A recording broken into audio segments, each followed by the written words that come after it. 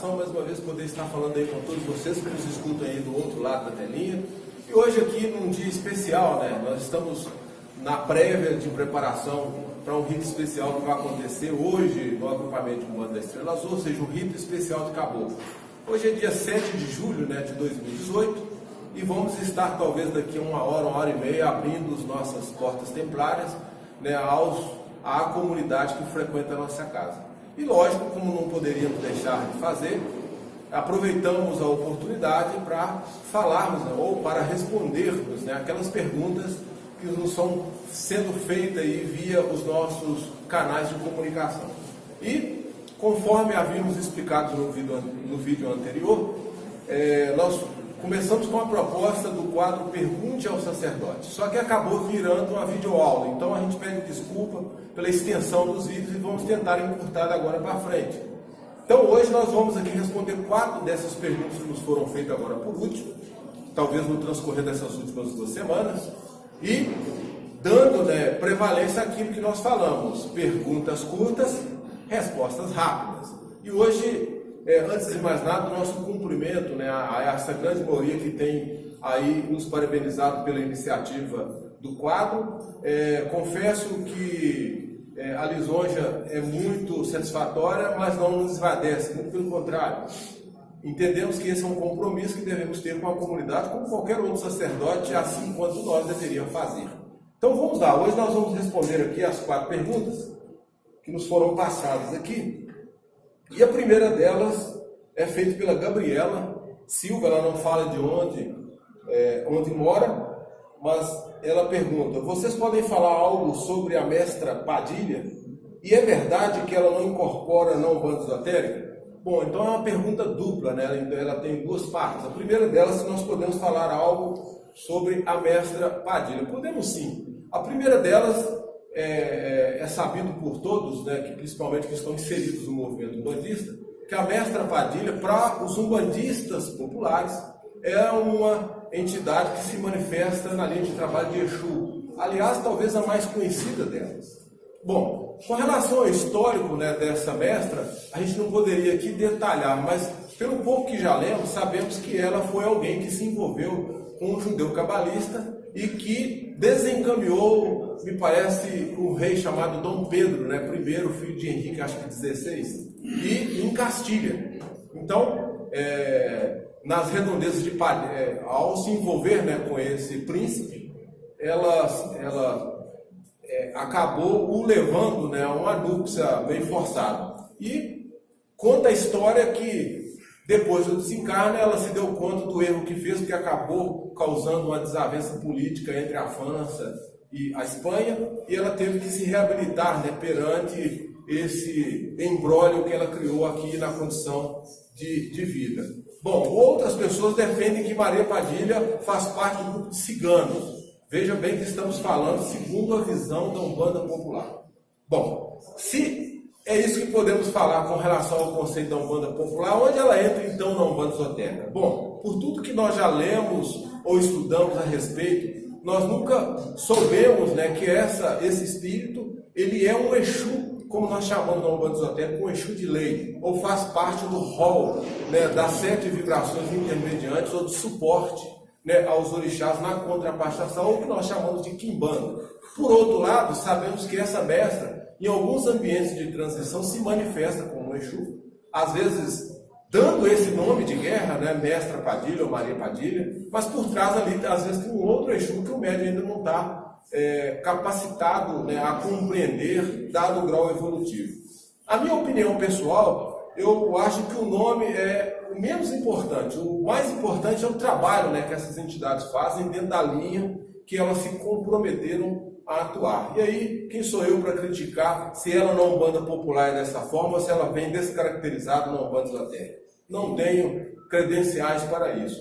Faço voto para aqueles que incorporam essa entidade no plano espiritual, ou seja, ao manifestá-la aí nos terreiros espalhados pelo nosso Brasil, que em comum acordo, né, trabalhem sempre para o bem. Esse é o mais importante de qualquer espírito que atua no campo da mediunidade. Bom, tem uma simples informação nos livros do Pai Mata, quando ele testa alguma coisa a respeito da Maria Mulambo, Sete Saia, da da Maria Peneira e fala de outros Exus que são muito conhecidos na Umbanda Popular, ele diz que geralmente esses espíritos, quando integrados, né, aos trabalhos de Exu, são subplanos de Exu. Ou seja, atuam na falange, mas sempre sob a ordenação de um dos Exus de lei. E, para ser mais exato, todo Exu é de lei, né? Não existe Exu que não é de lei. O Exu é de lei, ele é um executor.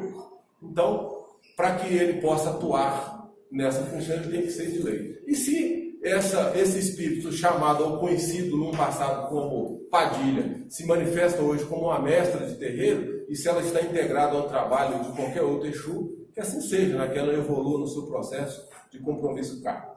Bom, Gabriela, acho que é isso que nós temos um momento para lhe falar. Né? Rompendo aqui, avançando, a segunda pergunta é: por que na Umbanda Esotérica vocês confirmam o orixá e guias, né, pelo signo? Quem nos faz a pergunta é a Renata Santos de Baldim, Minas Gerais, né? Deve ser. Bom, a resposta é muito simples. Nós sabemos que todo ser humano ele nasce debaixo de injunções vibratórias. Isso quer dizer, ele nasce num determinado horário, numa determinada lua, num determinado mês. E quando isso acontece, há junções de forças.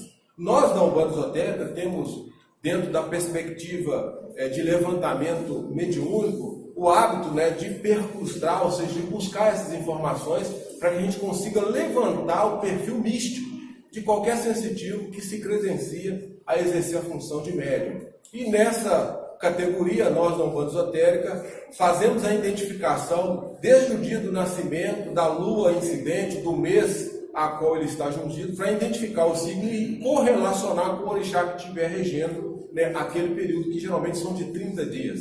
Nós, da Umbanda Esotérica, dividimos em decanatos, né? Primeiro, segundo ou terceiro decanato. Ou seja, do primeiro ao 10º, do 11º ao 20º, do 21º ao 30º, ao 31º. Então, são 3 períodos de 10 dias que dá aí os juntós, né? Como são chamados em outras escolas. Baseado nessas correlações, nós conseguimos levantar esse perfil místico e fazer essa correlação de conhecer, né, os orixás que regem o ori, ou seja, a cabeça do sensitivo. Automaticamente, esse levantamento de Kipling, ou seja, desse perfil místico, também nos permite prospectar quais são as possibilidades de acompanhamento mediúnico dadas aos entrecruzamentos vibratórios, baseado numa linha de correspondência de orixá para orixá. E aí, dentro desse levantamento, a gente consegue, sim, fazer alguns embasamentos. Lembrando sempre que, às vezes, quando temos dúvida, quase sempre, né, temos dúvida, podemos confirmar isso nos jogos sagrados, né, utilizados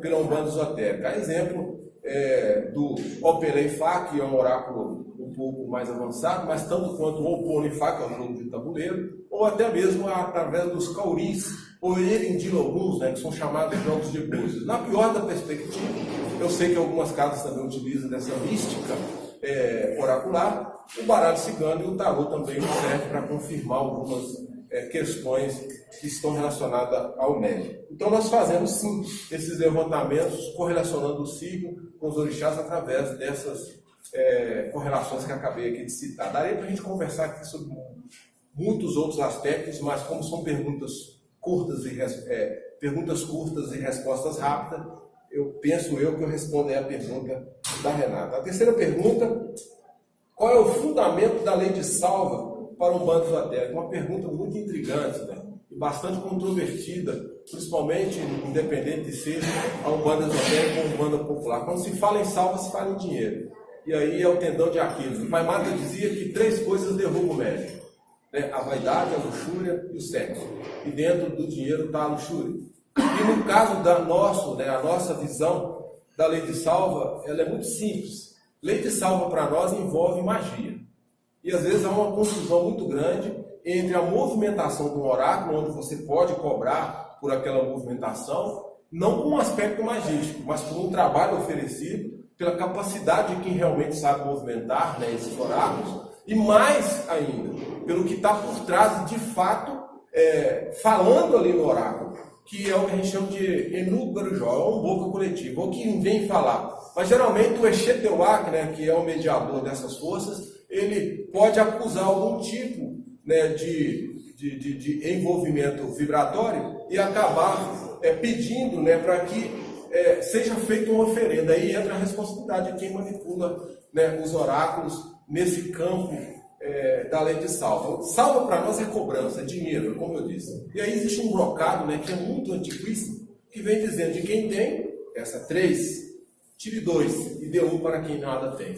E aquele que nada tem, que for miserável, tira do seu próprio bolso, o último não tem. Isso quer dizer o seguinte: se você consegue perceber na pessoa que ela precisa da sua ajuda mediúnica ou espiritual e ela não tem capacidade de contrarrazoar isso financeiramente, entra aí o trabalho de caridade do médium. E aí nos serve muito aquele brocado também bíblico, né? Dai de graça, que de graça recebeste. No campo da salva, a salva, como eu acabei de dizer, é cobrança. E quando se envolve magia, aí entra um segundo aspecto que a grande maioria das pessoas, ao fazerem essa cobrança, ignoram, que é a ordem de lei de trabalho. Todo médium que pode cobrar salva tem que ser um magista no mundo. Daí para cima, magista ou mago. Se ele for um desses dois, ele tem ordens de lei de trabalho para cobrar salva. Se ele não for, ele não pode. E isso parece que é ignorado, né, pela grande maioria das pessoas que fazem uso, né, dessa suposta cobrança autorizada para extorquir os irmãos de boa fé. No nosso caso, nós vamos ser bastante diretos. Nós sabemos que existem muitos espertalhões do santo. E aí, vocês que me ouvem aí do outro lado devem ficar muito espertos com esses, né, que oferecem mundos e fundos e acabam resolvendo a questão. Na lei de salvo, como eu disse, envolve magia. E magia são poucos que sabem fazer. E, aliás, não é tudo que se identifica, seja no oráculo, seja numa própria consulta, que vai exigir trabalho para fazer, desfazer assim o assado, não. Cuidado com esses espertalhões. Acorda, meu povo bandista. Fica aí o meu recado. A pessoa aqui pediu para não ser identificada, então nós vamos respeitar, né, esse salvaguarda, né? A última pergunta que nos é feita aqui é feita pelo Jordi de Canoas, Rio Grande do Sul. Existem diferenças marcantes no ritual de umbanda esotérica com relação à umbanda popular? É lógico que existe. As vertentes são diferentes. E, para ser bastante sucinto, eu consigo responder essa pergunta da seguinte maneira. Uma das fortes características da umbanda popular que não existe na umbanda esotérica é o Ipadê de Exu na abertura do rito.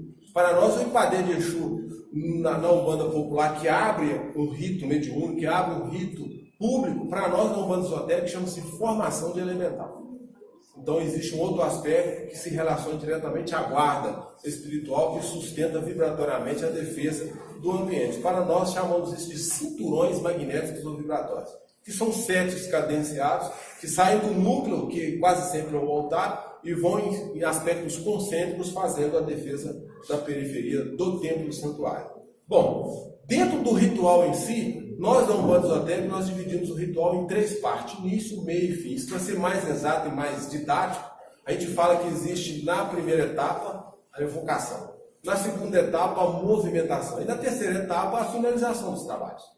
Então, a métrica da Umbanda Esotérica, ela segue esse padrão, desde o seu fundador, que é o Rodolfo Wilson da Mata Silva.